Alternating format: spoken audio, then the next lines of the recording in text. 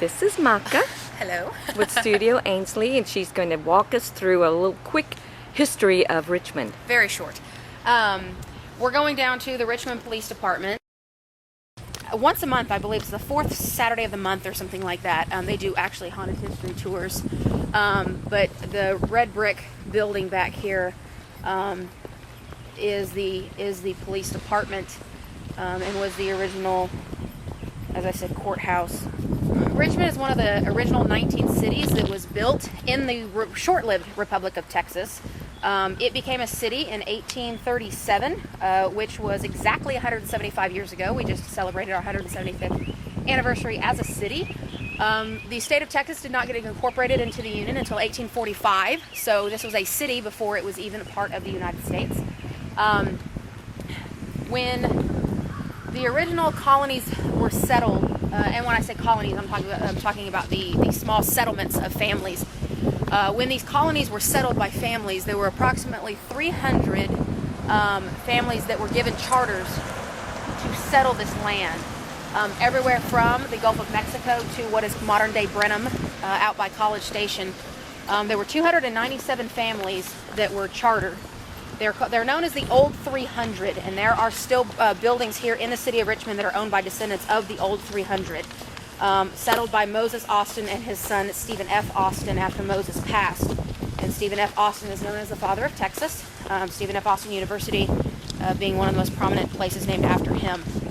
One of the reasons we are called Fort Bend County is because there is a bend in the Brazos River right here in Richmond where they had what was known as Fort Settlement, and it was actually a place for where people could stop off and get supplies as they were settling the West. But because of the bend in the river, Fort Settlement then became known as Fort Bend. So that is why we are Fort Bend County.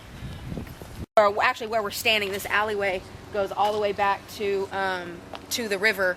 And in this alleyway, they say back in the Wild West days that a drunk cowboy stumbled out of the Lone Star Saloon, which we'll discuss in a little bit, stumbled out of the Lone Star Saloon and ended up falling down in the alley, and they found him dead the next morning, frozen to death.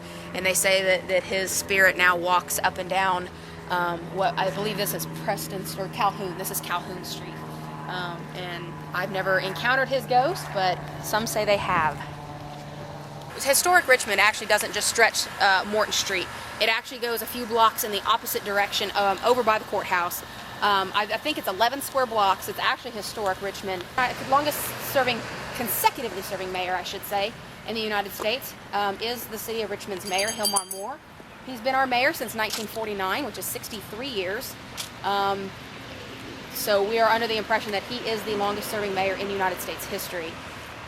There are a couple mayors that have served almost as long, but not quite 63 years and not consecutively. Morton Street is named after William Morton, who was the original settler of the city of Richmond.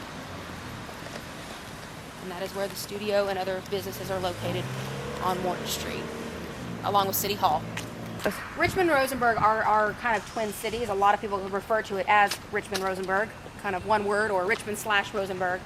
I'm not sure the history of Rosenberg, but I would imagine they were settled right around the same time. And if you notice, Rosenberg is more of a German-sounding word. There were a lot of German settlers out here, as opposed to Mexican Americans or other demographics. But Richmond and Rosenberg both have a very heavy German and Czech heritage. The first Saturday of every December, so every year, the first Saturday in December, we have what's called Miracle on Morton Street. It is an old-time street festival Christmas celebration. We try to do as much vintage as we can to kind of remind you of the traditional Christmas celebrations that would go on in the town square. And every year, Santa does rappel down the water tower. The fire department helps us put that on, and everybody gathers around the foot of the water tower to watch Santa come down the water tower. This business right here on the corner is currently known as Sandy McGee's. It has fresh local food. She has a wonderful menu. If you notice on the side of the building, it says Post Office Pharmacy. This was a pharmacy before it was a restaurant. All of the buildings right here in this block, and the next block of Morton Street are almost all original buildings to the original settlement. 210 Morton Street, where the studio is located, was originally built in the 1870s. There was a fire on Morton Street in 1924, and a lot of the buildings were rebuilt in 1925. So the tax rolls say that we have been there since 1925, but there is photographic evidence to suggest that we have been there before that. There is still the original brick in my studio, and a lot of these businesses that have brick in them, they try to maintain that natural and original brick as much as possible. This building right here on the corner of 4th and Morton, on this, I guess this would be the southeast corner, that is actually owned by one of the descendants of the original 300 settlers. They don't occupy it, they don't rent it out, they don't do anything other than preserve it in its state. Nobody's been inside for a while, so we're not sure what their plans are for it. But this building and then E. Joseph at the end of Morton Street, the other 200 block of Morton Street, are owned by original descendants of the original 297 chartered families. Originally, these second stories of all of these buildings you see here in the 300 block of Morton Street were hotels. This was a camp, a mining town, and or so to speak. And so they had businesses and restaurants and other shops down here on the bottom, and then the hotels were up top. They say that the hotel above Santa McGee's and the hotel above Italian Maid, which are no longer in existence, they say that they are haunted and that they hear spirits, and the people in Santa McGee's can probably tell you lots and lots of stories about all the stuff that goes on the second floor. This building right here on the corner of 3rd and Morton, this big one with the spire at the top, this was the original location of a chartered Masonic lodge. They were granted their charter in 1851. The building still stands today, and the Masons that meet do still meet in the back side of this location. So it has been here for over 150 years. And down here you can see the actual cornerstone where they laid it. So we do have a Mason Lodge here in the city of Richmond. This George Foundation, the Georges were a very prominent family here in the city of Richmond. Albert and Mamie George helped settle this area. They were philanthropists, and they were very, very wealthy. Albert and Mamie are actually buried in the cemetery 2 blocks back behind us where we are, or I guess in front of us, 2 blocks north of where we are. Albert and Mamie George established the George Foundation. They also have a lot of things named in their honor. The George Ranch High School. I believe their son or grandson, Gus George, was the sheriff of Fort Bend County for many, many years. But the George family is, there's also the Gus George Library. So the George family is very prominent here in Richmond. Is the Lone Star Saloon. It looks brand new, and that's because it is.